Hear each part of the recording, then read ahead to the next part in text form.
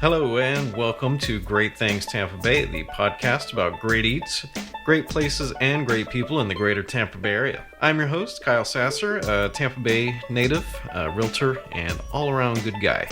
This is episode 7. I'm calling this one Happy Trails. And I'd like to thank you for inviting me along on your commute to work, or maybe listening to me while you're mowing the grass. You know, I know there's quite a few podcasts out there, and I'd like to thank you for taking the time to listen to this humble episode. I'd love for you to come and talk to me on social media.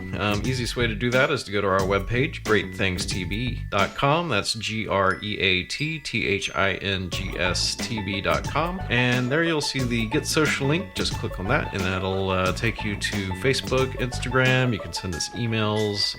Might even have a phone number up there.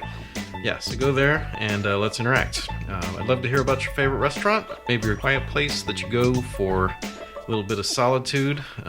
Let me know. And also tell your friends about this podcast. Maybe, they would also like to know about some of the great spots that we feature here. Segment 1, Happy Trails. So one of the cool things about the Tampa Bay area is that we do have quite a large assortment of trails, and these can be paved trails or mountain biking trails, dirt trails as it would be. So and a lot of these are basically repurposed railroad tracks. Some are just created whole cloth out of the wilderness. So I'd like to cover a few of these with you. Great places to go. None of this is too crazy. You know, I say mountain biking trails and people think of people, jumping off mountains and dodging boulders and things like that. Obviously, we don't have the vertical height necessary to do a lot of that, but we do have quite a few great trails that you can ride relatively leisurely with the proper equipment. We do have a couple spots that would be good if you're more adventurous and daring, and I'll be sure to mention those as well. My main recommendations here are going to be good for family from older to the younger. So without further ado, first up is the Pinellas Trail. Pinellas Trail is 38 miles of paved trail, mostly asphalt. There's bits and pieces of concrete here and there. And so basically what happened is, we don't have quite as many railroads around the area here in Pinellas County. And instead of just letting the old railroad lines kind of default back to the surrounding landowners, the right-of-way was purchased and then converted into a riding trail. This trail goes all the way from St. Petersburg up to Tarpon Springs. And interestingly enough, the railroad tracks used to go through downtown St. Pete, down Central Avenue. You can still see bits and pieces of it next to Tropicana Field there, which is about the only section of existing track that's easily viewable. But there's a few pieces of track there, and it used to go all the way out. And way back in the day, like even before, like basically 2 piers previous, the railroad tracks actually used to go out on the pier, and that's where the ships would unload goods and stuff like that for shipment, on the ships and off the ships with the railroad tracks there. We've went through one pier in the early 1900s, and then we had the inverted pyramid in the 70s until a couple years ago, and now we're working on building the new one. So a little bit of interesting history for you there. So the tracks go from downtown St. Petersburg, they go through Seminole, Largo, Dunedin, ends up in Tarpon Springs, and over the major thoroughfares such as, like 19 Park, stuff like that. There are very large bridges, so you don't have to deal with traffic or anything like that. You just ride along and you ride it over and above it. It's a nice ride, flat paved asphalt, so it's not too strenuous. It's a railroad track bed, so there's not a lot of, there's no elevation gain except for, the bridges and stuff like that. It's worth a weekend trip. My lovely wife, she said that she used to ride it from Clearwater up to Dunedin, get some breakfast, and then come back. So it's definitely something you can do. So that's the Pinellas Trail, which is a 38-mile trail over here in Pinellas County. Obviously, you don't have to do all of that. Doing all of that is not a requirement. You can do that piecemeal however you like. Second up, Hillsborough County, we have Bayshore Boulevard. So Bayshore, next to the Tampa Bay there, there's a sidewalk claimed to be the longest sidewalk in the world, which is what I was always told from my young pup days, but not the longest sidewalk in the world. So apparently we have all been lied to. The longest sidewalk is apparently in Galveston, Texas, and it's something crazy like 14 miles long or something like that. So Bayshore, you've been beaten by a large margin. However, that said, the Bayshore Sidewalk Park, it does actually technically have a name, but everyone basically just calls it Bayshore. 4.5 miles long. It's more of a concrete sidewalk, so it's a little rougher if you're out there rollerblading, or skating or something like that. But it makes up for it with its picturesque views across Tampa Bay. There used to be a restaurant called the Colonnade, which my wife really, really wanted to go. It was feel was similar to the Beachcomber, where it's just kind of like an old school, like restaurant steakhouse thing. It was originally opened in 1935. It was operated by 3 generations of the same family. It was finally sold a few years ago and has since been obliterated to make way for, I'm sure, another fine development on Bayshore Boulevard. Number 3, again, Hillsborough County. This is Flatwoods Park, which is it's a little bit north. Not really like North Tampa, like it's not all the way out to Bruceby Downs, but if you take Interstate 75 north, get off at Fletcher Avenue, kind of do the little roundabout thing, and then whenever you get to Fletcher, take a left, go over the 6 Mile Creek / Swift Mud, flood control structures. Keep going straight up Morris Bridge. You'll go over the river at Morris Bridge, which is the name for it. So you'll go over the Hillsborough River at Morris Bridge. Continue on for another maybe 3/4 of a mile, and you'll see a turnoff for a park on the left called Flatwoods Park, operated by Swift Mud, which is the Southwest Florida Water Management District. So you'll drive in, you'll park. There's a little park station there, and this place is kind of cool. So it's got a 7-mile paved asphalt loop, and it's smooth enough. You can get out there, you can run, you can rollerblade, take a road bike. And a lot of times you'll see teams out there from, I don't know, I mean, they look kind of pro to me. They're definitely faster than I can go, but, everybody's all packed up close there, speeding around the loop, and it's cool. And then you'll see these little buildings off to the side, and what those are the pump houses, because this is where a lot of Hillsborough County and Tampa's water comes from, and that's why this was sectioned off as a park. It's actually a major water source for the area. And then the other cool thing is there's actually mountain bike trails here. So with the name Flatwoods, you can kind of picture that it's flat.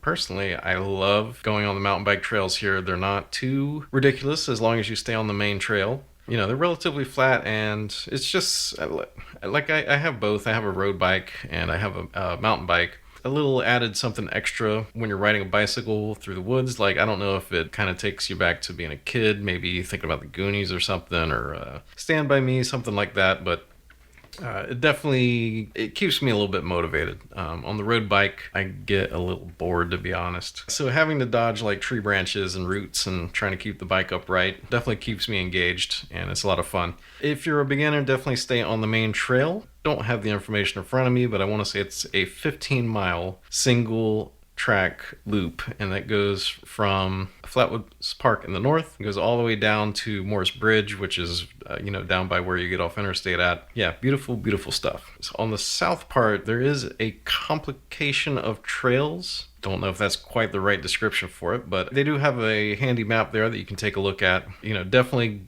go with your skill level. There's no sense in getting hurt out there. So you also see lots of rooting around. That's from wild hogs that are in the area. I've never seen one actually on the trail, but you will also see tons of deer and tortoises, rabbits, things of that nature. Not too many alligators. Those usually hang out more towards the river. So if you're close to the river, they might be around there, but mainly just tortoises, deer, especially if you go out there like at dusk is about the best time to go out there. So kind of gather at the family. It's 7 miles. Paved asphalt. It takes maybe, I don't know, at a leisurely pace, not that long, maybe 30-40 minutes to get around it. It's beautiful. It's a beautiful little slice of Tampa there. If you're looking for more bombastic mountain bike trails, like maybe you do want to jump off the side of a cypress tree or something like that, recommendations would be for Alafia River State Park, which is over in Brandon. And then the other option would be Bon Boyette, which is a little south of Brandon, kind of in the Riverview area there. Does have a little bit more challenging trails and stuff like that. Flatwoods, a lot of people look down on it, kind of see it as a beginner's place, but, I'm 38 years old now, so, I can't be jumping off stuff as much as I used to. I play soccer once a week, so that's good enough for me for the trying to break a leg department. And all of these are operated, run, and maintained by Swamp, which I forget what it stands for, but basically it's like the local mountain bike crew. And you can just type in Swamp Tampa. I'm sure you'll probably get a couple pictures of Lettuce Lake Park and maybe some other things, but you'll find their website with details on all the trails and all that stuff. Number 4, Gandy Boulevard. Kind of back over in Pinellas, kind of back over in Tampa. People who've been in the area for a while know that the old Gandy Bridge used to be known as the Friendship Trail. Interestingly, I have quite a bit of historic information on this. So the first span across Tampa Bay was built in 1922 and basically was the same route as the first commercial passenger airline service, which was in the world, which was from Tampa to St. Petersburg. But the original bridge was built in 1922. It was originally built as a for-profit business. They did charge a toll. It was the longest bridge in the world at the time that it was constructed. So basically it was there, it was making profits, charging tolls. It cut off hours of time because the only other option was to drive around North Tampa Bay, which would have been, up through Oldsmar and then down, and how long must that have taken? It was eventually, during World War II, Franklin Delano Roosevelt nationalized all the bridges in the area, and that's the Courtney Campbell as well as the Gandy Bridge. So I'm sure you can imagine how much fun that must have been. So the Friendship Trail was the second span, which was built in 1947, which would have been after the war. Cars used that bridge until 1997. At that time, they closed it down and opened it for pedestrian traffic. Built a couple asphalt trails leading up to it, which are the part that still exists. The main one being over on the Pinellas side, down the causeway that was built for the bridge. And again, it's asphalt, it's flat. It's about a mile from the parking lot up by the bridge back towards the first major crossroad, which would be, there's like a condos and then a gas station there. So about a mile and a half. So definitely not as big as Flatwoods, Bayshore, or the Pinellas Trail, but it's picturesque. There's usually a nice breeze there, which keeps the mosquitoes down. You have the nice Tampa Bay there, got the waves, all that good stuff. And also, I believe it's Tuesday, there is a Jeep gathering on the south side. So you'll see those guys out there. Sometimes they even have like a food truck and stuff. So if you got a Jeep, check it out. The two main landmarks you'll see on the Gandy Bridge, besides the bridge itself, there are two huge towers on the Pinellas County side. And what those are AM radio towers, and those are for WDAE, the sports animal. Although I don't think they go by the sports animal anymore, but yeah. So why two, you ask? So one is to broadcast by day. Tons of power into that just to try to overcome, all the interference in the atmosphere with the sun doing its thing. And then the other one is used at nights, and it is highly directional because if they use the daytime one during the night, it would overwhelm a radio station in Milwaukee. So that's how far that signal can go. And they are positioned where they are because the water of the bay acts as a huge reflector and greatly extends the range of the towers. So I know that was a little bit more of a history and nerd out session versus maybe some info on the trail, but it is pretty enough. You can definitely drive it and see how pretty it is, so check it out. And then as a bonus, recently, the Courtney Campbell had a pedestrian bridge added next to the main span, which allows for you to ride your bike or run, rollerblade, or anything like that from Tampa to Clearwater. I haven't actually done the full length of it yet, but I believe that links up with the Pinellas Trail, I believe via another little section of roadway. And it also connects to another trail on the Tampa side, which I believe eventually ends up next to the Suncoast Parkway there. So tons of bicycle options in the area. So hope that helped you out, maybe gave you some ideas for some stuff to check out. And happy trails. Segment 2, Better Butterflies. So I had mentioned this in the Paso Grill episode, which I believe was episode 2, but finally had a chance to sit down with Sal at Better Butterfly Creations. And if you remember, he is the guy who puts together art pieces, art installations, fabulous looking pieces with butterflies from all around the world, from Asia, from South America. He was kind enough to sit down with me and answer some questions, and I think you will enjoy listening to him as much as I enjoyed hanging out with him, chatting with him, and asking him some questions. Without further ado, here's the interview.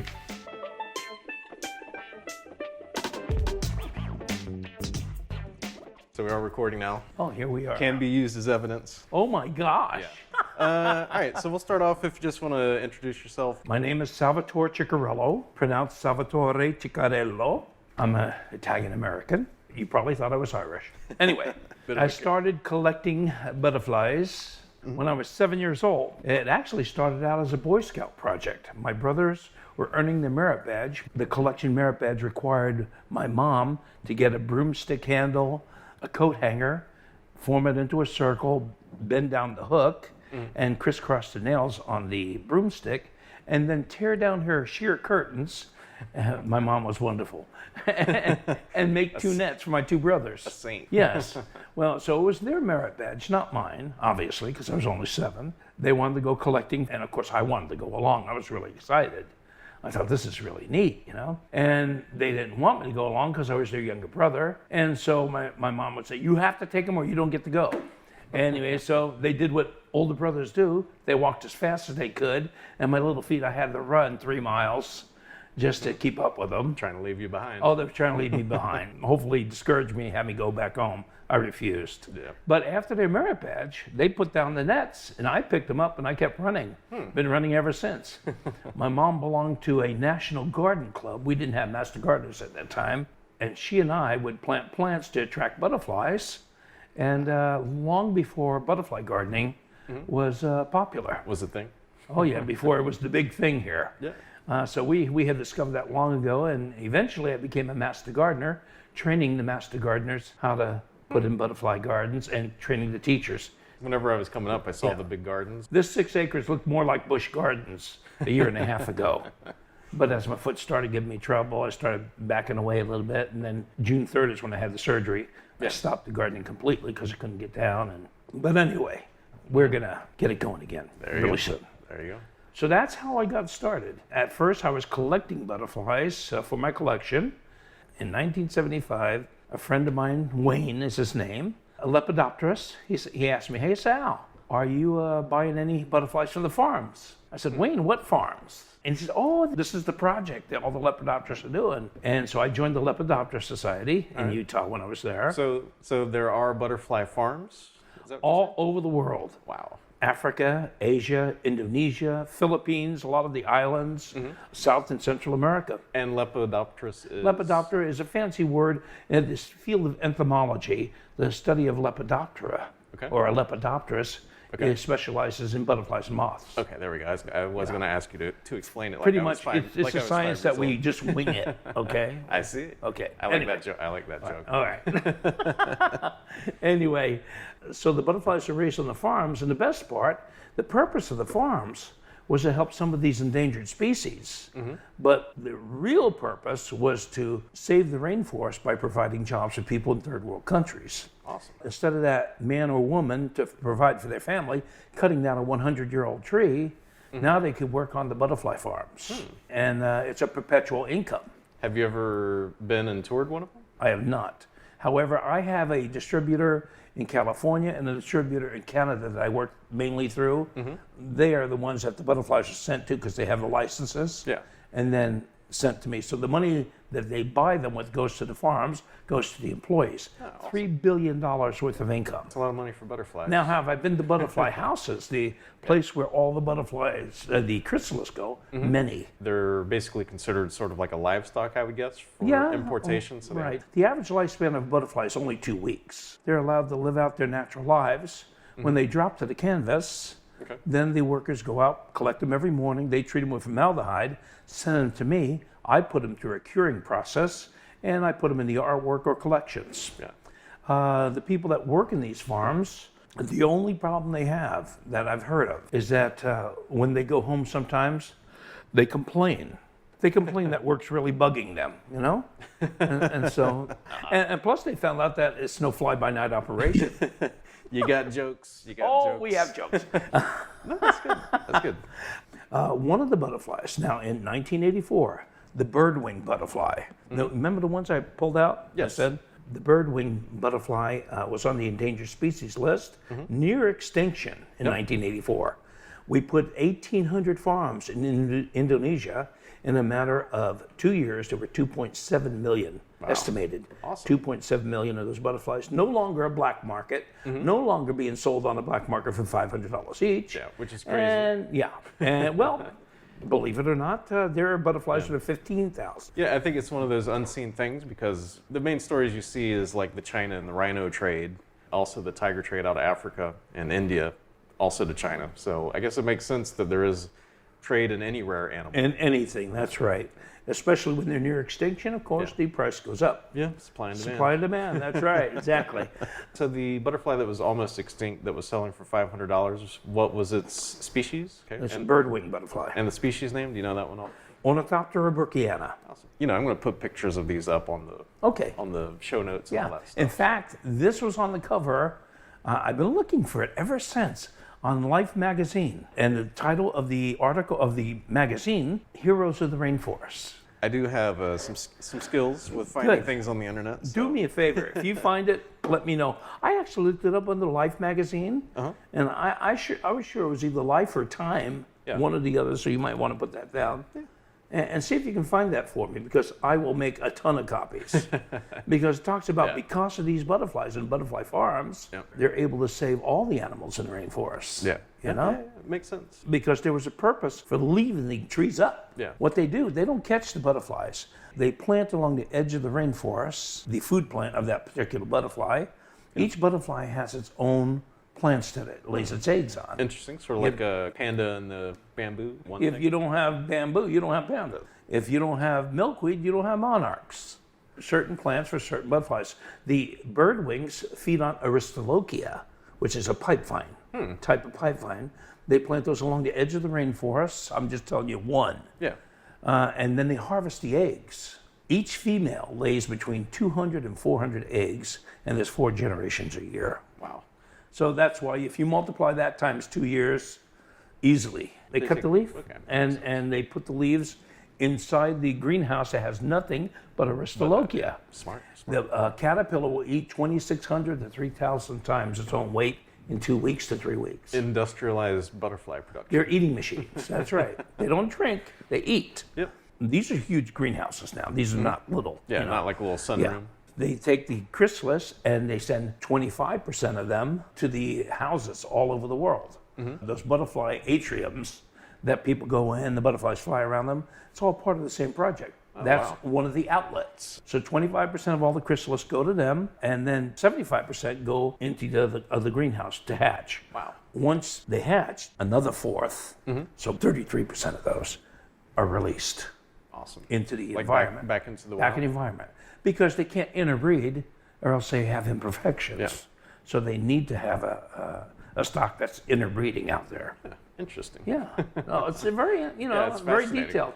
And then the 50%, they allow them to live out that 2-week life. And when they drop to the canvas, then that's that process I was telling you about. They actually have people who sit there, fold them, put them in the envelopes, and first they're cured, and then they send, well, not cured, they treat them with formaldehyde. Yeah. So, and Sal was kind enough to show me his storage and butterflies folded up. He spreads them out. Do you want to tell us a little bit about that process? Once they come to me in the envelopes, after I take them out of the envelope, then I inject, I spread them out, I inject them with 3 different chemicals into the thorax. Okay. That relaxes them, softens them. It's called relaxing. Oh, interesting. And I have a spreading board. I have spreading boards that I've made. And then I pin through the thorax, and then I spread the wings. I don't pin the wings. Yeah. I use strips to hold down the wings, and I set the wings at a 90-degree angle so that the full colors of the butterfly show. After they've been spread on these spreading boards, then I put them in the oven. I bake them, essentially, but what I'm really doing is the liquid is dissipating, and the chemicals are left behind, preserving them for the next 100 years. Oh, wow. The system I'm using is found in collections that date 100 150 years old. Oh, nice. So I tell people that my work is guaranteed for 100 years. And if they have any problems in 100 years, look me up and, I'll try to help them out. I like that. I like that warranty. Part of my warranty is that people can even exchange for a like case. Let's say you bought a 9 by 12 case. Let's say you bought a 12 by 36 case. Hey, who would have done that? Who would have done something like that? And all of a sudden, you come to one of my shows, and I have 3 12 by 36, and your wife says, oh my gosh, that one would go even better with my furniture. You're allowed to even exchange. I like it. It's the Amazon level of customer service. I've offered that for 10 years now. It's not new. I've only had 4 times where somebody actually has even exchanged. Do you remember the first butterfly in your collection? The first butterfly was a wood nymph. It's just a brown butterfly, mainly brown, and then has 2 beige eyes. Beige with almost like a bullseye, black and white. So it has two eyes at the top of the wing. And of course, around that same time, that day, I was collecting mourning cloaks up there, and tiger swallowtails and monarchs. And where was this at? This is New York. New York, all right. Upstate? I lived in Port Washington, Long Island. Okay, awesome. But I've been here since 1959. So I've been here so long, I say y'all. Yeah. And get away with it. You're I'm integrated. That's right. I've been assimilated into Florida's culture here. 1959, sure. Yeah, I'm a real old guy. I'm 67, by the way, which means I've been collecting for 60 years. Yeah, he's got a big old collection of butterflies in there. 2,000 butterflies. Wow. There's only 20,000 known butterflies in the world, 120,000 moths. And so I have about 1/10 of the butterflies in my collection, which is larger than most museum collections. So do you like moths, or do they suck? I like moths, but my wife said if I start collecting the moths, and there are 120,000, I'll have to make a lot more cases. My wife will throw me out. Yeah, there are plenty of butterflies spread throughout your place here. That's right. What would you say is the most challenging part of the process? The most challenging is actually handling the butterflies. Even though I've been doing it since I was 7, they're so fragile. You have to know exactly what to do. And that's why I don't worry too much about people knowing my process. They still have to do the physical work. And once they realize how many butterflies they'll destroy, they realize it's not profitable for them, and they're better off just buying it from me wholesale and selling them retail. Because the butterflies do cost a bit of money to get Yes. a lot of them. And you don't want to damage them. Yeah. Robert kept asking me, I want to learn how to spread them. I want to learn how to spread them. So I gave him a dozen inexpensive butterflies, and he destroyed every one of them. He's never asked since. Yep, and Robert's your business. My business partner. Yep. Yep. So, and Once again, I told him, Robert, I'll make them, you sell them. Get out there and sell them. Okay. there you go. You got to figure out the business process. That's right. You have to know where you plug in, right? Yep. And I know just from being a kid and messing with butterflies, the few that I found that they are, you need surgeon's hands to be able to handle them properly. I only handle them with tweezers. There's a certain area you can grab them and you're not going to lose the powder. Yeah. But real careful about what I do with them, obviously. Tell me about the business and how you came up with it. I've been doing this for years. And I go to craft shows and everything, have a little fun with my hobby. Yep. And but I had always in the back of my mind thought I wanted to form a business out of it. Robert came to me one day. I had tried different people, and I actually offered him 50-50.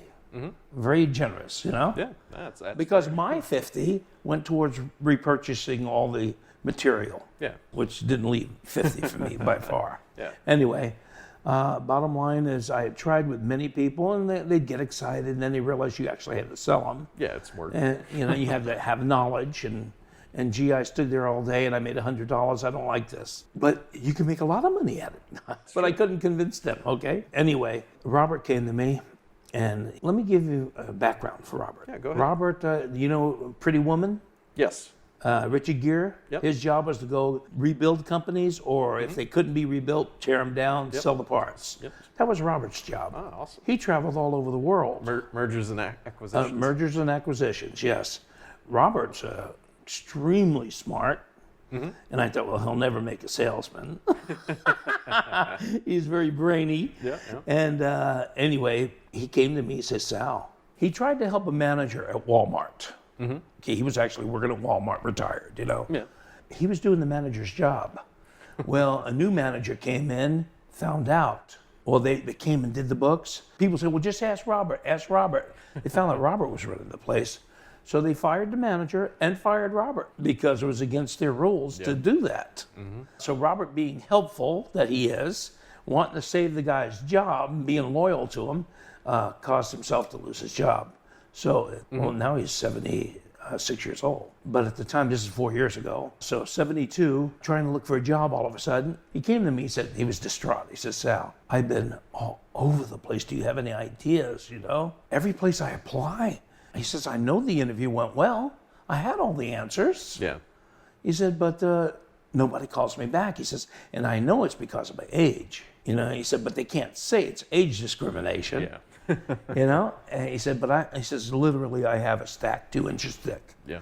So wheels are turning. I said, Robert, I've been thinking about this for a long time, and I've tried it with several people. You know, because I've talked to you about it. I said, how about if you and I form a partnership and we go 50-50? I'll make the stuff and you sell it. And for the first year, I'll teach you how to sell it. Don't worry about it. I'll be right beside you. Very good. And so I trained him for a year.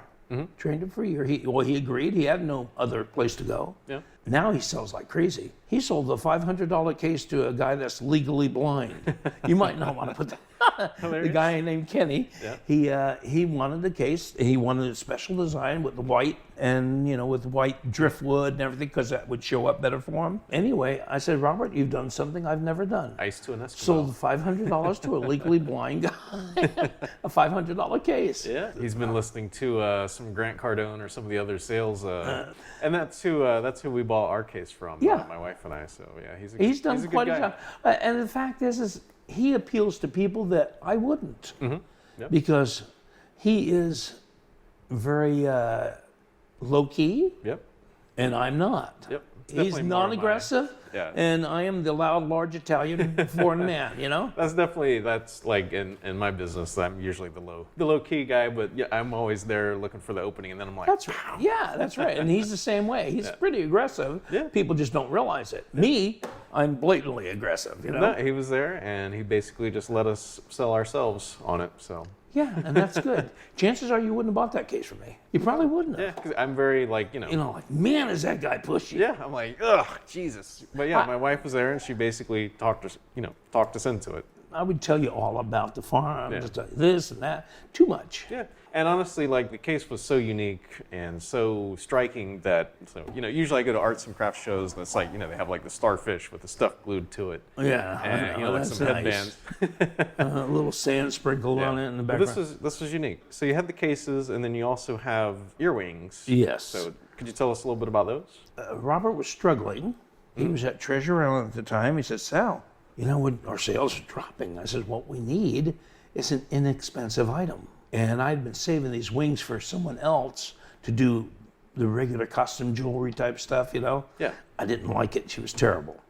And one of my daughters said, Dad, why don't you think about laminating the wings? I said, oh, they're too delicate. The static will pull them apart, Well, I learned to hold the wing in a certain spot where I could hold it with the tweezers and slide it in, bring it down, bring a book down, and then slide the next row and just move it down. And then the tricky part is taking that laminated sheet, moving it onto something flat, and then feeding it into the laminator, 5 mil thickness. Then after I laminate the sheet, then I run the sheets through a cutting machine. Yep. We used to hand cut them, but we got way too busy, and we were going to buy it. We had this guy come to us. We met with him, and for a distributor, they have 12,000 stores. He said he wanted to put them in 5,000 stores across the country. Yeah. And they figured an average of 3 per store would sell every week. And that would have been about $85,000 a week we would have been making. Wow. It was a $1.2 million contract. Yeah. So we were ready to buy a $47,000 scanner cutter, laser cutter. Yeah, And we were going to have it running 24 hours a day. Yeah. Well, before we wrote the check for it, because we had the money, before we wrote the check for it, I decided to call this guy. I said, so are you sending the PO on this big order? He says, well, I can't get them to move. Well, it turns out that the company's in trouble, and he didn't know it. Yeah, they had overspent, bought a bunch of penny items from China, $3 million worth. And now they had boxes stacked to the wall. They thought they could unload them with Circle K. That's one of their customers. And so they were going to put us in 5,000 Circle Ks across the country. Anyway, bottom line, Circle K said, no, we don't want that junk, you know? They were going to sell it 80 cents, dollar items, you know? Yeah. I was going to say, it does not strike me as like the Circle K market. No, in fact, that's when we met. Of course, if they want to buy them. No, when we met with them, well, I didn't know. So we made those display cases you see with the lock because they wanted that. So I made 30 of those. We were going to test them in Alabama. Then he said, well, you know, really, I was talking with our owner, and they thought we have 7,000 individually owned stores. That would be a better market for you. Yeah. I thought, well, that's great. But they never got off their seats. People are allowed to talk, but when it comes time to write the check, that's when you actually see what's up. Well, I realizing that those 30 display cases, I said, go ahead and test it, test the market. Yeah. And I've done the same thing previously. Like somebody's like, hey, I want to do something. I was like, well, I have my area of expertise here. I'm happy to help you out. I'm like, this is what you're going to do. That's right. And yeah, it never comes through on the other side. So I decided, well, you know what? All the way across the country was just too much for me all at once, you know? These machines, you know, I can buy at a fraction of the cost, and I could buy 20 or 30 of them to hire 20 or 30 people to work and do all the cutting, you know? I have several people that know how to handle the butterflies so we can laminate them and all that stuff. I had things in line. I had people in line for that, but I decided, well, you know what? I can go state to state. So now we're in Connecticut, we're in Maine, we're going to Georgia, Callaway Gardens. We're definitely in Florida. We have 4 vendors here in Florida that cover the state. We're now in Missouri and Kansas. This is the plan that I'm expanding one state at a time. Right now I'm looking at Utah, Idaho, Texas, California, Louisiana, and Michigan, and Ohio. Is there any place like in Tampa that somebody could go and buy these items from you currently, or a website or anything? It just depends on where the wholesalers are. Our wholesalers, and mainly the Key West butterflies, Key Largo Shell World, Mayaca State Park, the Outpost has them there. Libby's in Anna Maria Island. I have them at Request Therapy. I have them at a chiropractor, Curtis Reynolds. My thing is threefold. You always have to have 3 campaigns going. Yes, absolutely. One campaign is obviously going out, and I can offer that 50% deal to everybody as far as anybody that wants to do shows. So if anybody's interested in selling your products, you're more than happy to have that conversation. And I can test them that way. Yeah. That's right. And they can go out a couple weeks, get discouraged, and then give me my money back, you know. Not my money back, but give me my product back that they haven't sold. Because it is actually work, you know, to get out there. It's work. Everything's work. You got to get out there early and there's no free lunch. Anyway, so that's one of them. The second thing was the placement of the earwings in all the stores in the States, so I had that going. Then I have a campaign I just started. It's twofold. One is 18 by 24 cases, go to doctor's offices, and I put an 18 by 24 in their office, a different one every month. And they pay me $100 a month. At the end of 7 months, then they get to choose which case they like the most, and they've already bought it. I like it. You know, so it was a way for me to get in the door. People that are, for example, Dr. Price is one of the doctors. People say, "Oh, I saw your case in my doctor's office." You know, and that's exactly what I'm looking for. It's always pays to get it in marketing into the influencers. That's right. So I'm going through a different person to promote my items. Those 4-inch cases, I just talked to a realtor that's in Bradenton. And I'm waiting for her to call me back. Maybe she will, maybe she won't. But, you know. Is that for the realtor or as like a closing gift? A closing gift. That's smart. Picture yourself. You always have to paint the picture. Imagine somebody, they've received this gift, they put it on the mantle, and they feel that attachment. Thank you so much. It was so kind. I said, now somebody else comes along you sold to, and they go in the house and say, oh, you have one of those? Or maybe they don't have one. Maybe they haven't bought from you yet. And they said, where'd you get that? My realtor gave it to me as a gift. That was so kind. Who's your realtor? Here's my card. I said, when you give the gift, you have to give 10 cards. There you go. So if anyone asks about the butterflies, you could say that this is my realtor. Ask her, and you might not buy a house, but you might want a case. It's good. It's good. Anyway, I said, you'll be the realtor that people know that.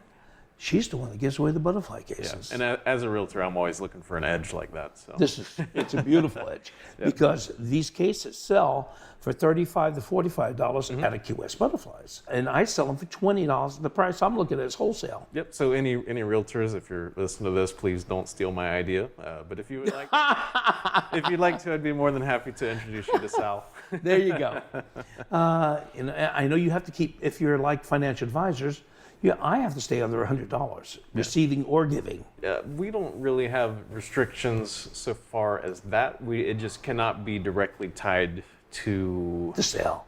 like getting leads, sort of thing. Oh yeah. Oh, you can't? No, like we can't pay a commission outside. Oh, of, that's different. Yeah. that's the main thing. But like so far as closing gifts, we have a pretty wide range on that. That's good. Then you guys can go a whole lot more expensive. Yeah. Do the $50 cases if you sold the big house. Or the 300s, yeah. Yeah, something like that, Anyway, but so that's part of the doctor professional. You got to have the 3 columns. Yeah. Well, I started to say we needed a lesser expensive item. Originally, I thought, I'll make these. And I showed my daughter. She said, that's exactly what I had in mind. And I said, well, I'm going to go and see how it goes. I thought, well, for every case they buy, we'll give them a free pair of earwings. Well, the first week we brought these out, I had 7 women fighting each other. Robert and I looked at each other and we started giggling. Oh my gosh, you know. We have found Anyway, we stumbled on it, right? And so we just used towers at first before we did the display cases for that other guy. People kept asking, well, can you sell these? Well, what are you asking? I said, well, I don't know. I wasn't, planning on selling them.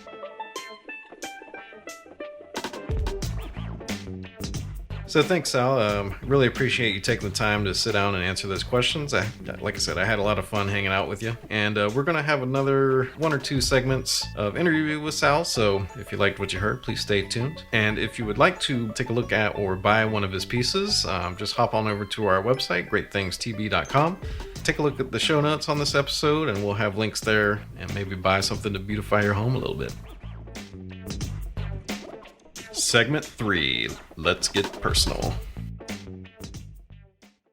So the last couple weeks, the old wife and I, we, just kind of been doing little road trips here and there. First one we did was we went to Tarpon Springs, which oddly I had never been to. I believe I mentioned that on a previous episode, and I was like, well, need to rectify that. So we made a plan, we went up there, boom, knocked it out, and gotta say, mixed bag. So I know it's an old Florida spot, which I always like. I always like seeing the old tourist attractions and things like that. If you wanted kind of an interesting take on the American fascination with roadside attractions and stuff like that, give American Gods a try. It's a book and a TV show now. But yeah, so it's cool. It's a little touristy. With that, you have, I call them the beach shops. It's the places with like the $2.99 t-shirts. Yeah, I don't think I need to go into further detail than that. So there are quite a few of those there. But there is a ton of natural sponge to be had. Apparently, handmade soap is also a booming industry up in Tarpon Springs. And, they have like some kitschy stuff you can do. You can stick your head in the diving mask bell thing, all that good stuff. The food is delicious up there. The people are friendly. It's one of those things you just kind of need to keep expectations in line. That said, we did find a totally awesome place. A place that has antiques and just cool finds and all that stuff. And it was called Unique Finds. So if you're up there in that area and might be looking for something difficult to find or unique, please take a look. My wife found a cast iron wall fountain. That was amazing. It had the patina on it. We bought it up, brought it home. I found a hand-signed Chuck Yeager display case thing, which I thought was awesome. Nobody else understood, so yeah. So Chuck Yeager being the first guy to break the sound barrier, in case you didn't notice. And other long stories, like he had a couple ribs broke while he was doing it, and so good times. And other thing we did was I had my 20-year high school reunion, Lakeland Christian School, class of 1997. Woo! 20 years, not sure where that went, but it was good to see everybody again. We went over to Lakeland, which is kind of at the outskirts of Great Things, Tampa Bay, but I got a lot of people out there, so we'll call it part of Tampa Bay, wink wink. Anyway, we went to Patio 850, like downtown Lakeland. It's more over towards Florida Southern, but the food was absolutely magnificent. And I hadn't been through downtown Lakeland. I've been through the north side recently, but I hadn't been downtown for maybe 10 years. And I got to say, a lot of good things going on over there. They're building lots of stuff, lots of little cafes. So yeah, good stuff going on out in Lakeland. And Lake Hollingsworth is still as beautiful as ever. Segment 4, You've Got Mail. Did you know that at one point in time, over half of all compact discs produced were America Online CDs, which is bananas. And this, would be in the mid to late 90s to 2000s. And the reason they did that is because 1 in 10 resulted in a subscription, which is a phenomenal rate of return. That is bananas. Now you know why they just blanketed the entire country with these things. So I want to thank you for sharing Great Things Tampa Bay with your friends and family. It's with your support that we're having the great success that we are. And if you're looking for your own great place in Tampa Bay, please give me a call at 727-300-2111. Or you can send me an email at kyle@sassergroup.com. That's SASSERGROUP.com. And I'd be happy to help you find your perfect home or condo in the Tampa Bay area. And maybe you'd rather just want to tell us how awesome or how horrible we are. Please go to our website, greatthingstb.com, and click Get Social Link. Like I said at the top, you'll find links there to Instagram, Facebook. You can send us emails, carrier pigeons, fly a kite over. We will respond to all of it. You will also find show notes, recaps, transcripts, and contests at greatthingstb.com. Maybe you want to know the craziest conch fritters in Clearwater? Stay tuned for future episodes. We might just cover that. Like I said, we'll also have additional interviews with Sal and more great things. So please subscribe, share us with your friends, and thank you for listening.